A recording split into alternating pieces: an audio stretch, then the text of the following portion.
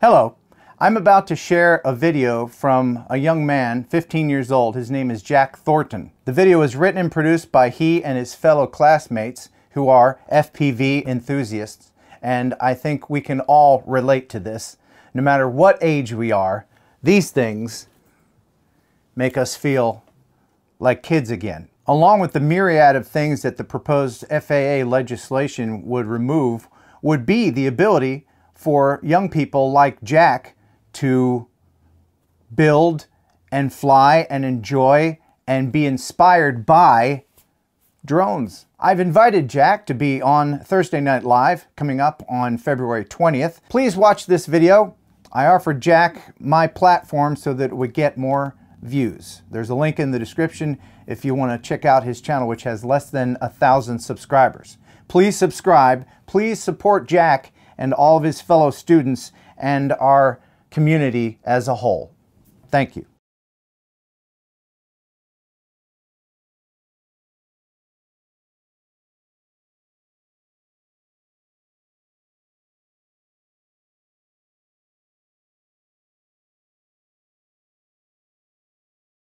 And believe me, we won't.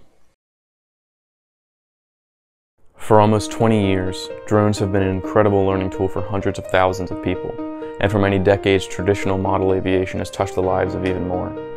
Now, the FAA's remote ID legislation threatens to destroy this incredible hobby. The drone and model aircraft community has been operating safely for decades. Regulating it out of existence will take away an amazing experience for many kids as well as hundreds of thousands of others. I'm Jack. I'm 15. I've been interested in science and technology my whole life. But the spark that really set me down the path was my first drone. I got it in 5th grade. Still have it. And now, almost 6 years later, I've built countless drones for different purposes, and along the way gained an incredible amount of skills. Aerodynamics, engineering, electronics, plus patience, creativity, and an experience with an awesome community. I run a drone club, where people can learn to build and fly small, harmless drones. An incomprehensible amount of knowledge can come from what looks like such a simple hobby. FPV offers a low barrier of entry with infinite room to grow. Remote ID threatens to raise that barrier of entry to a point where no one would ever so much as try.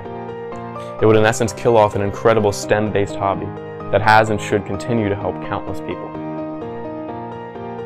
The FPV community touches thousands of young engineers, giving them a chance to learn things that they could never experience anywhere else.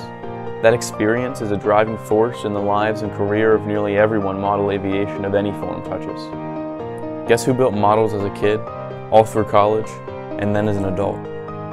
Neil Armstrong. In a letter to John Worth, executive director of the AMA, Armstrong said, "My model building and flying activities significantly contributed to my interest in aeronautics and was a primary force in directing my education toward aeronautical engineering."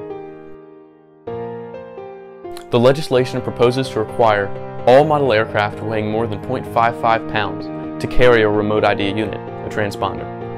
The location and information about the drone as well as the operator will be publicly available, which for obvious reasons poses severe privacy and safety concerns for the pilot, who will be forced to pay for the pointless collection of their data. The most shocking and the most impactful part of the legislation are its rules on amateur-built aircraft.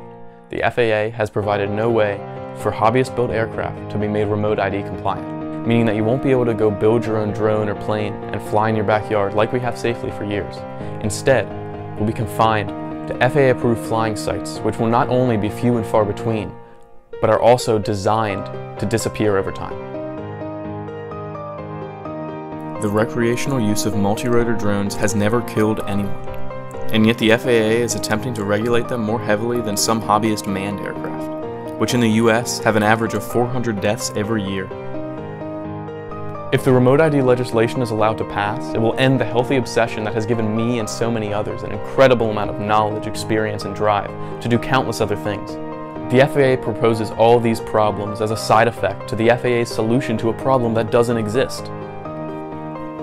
FPV drones and other model aircraft affected by this rule are a safe, fun, irreplaceable, and influential piece to tens of thousands of people's paths to work in engineering and electronics.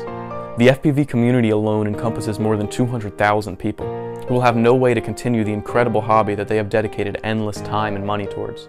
the hobby that has driven countless people to pursue careers in engineering and to challenge themselves. If it weren't for this hobby, the lives of so many people would be so different. Liftoff. We have a liftoff. Liftoff on Apollo 11. It helped us get to the moon, and now it's in danger.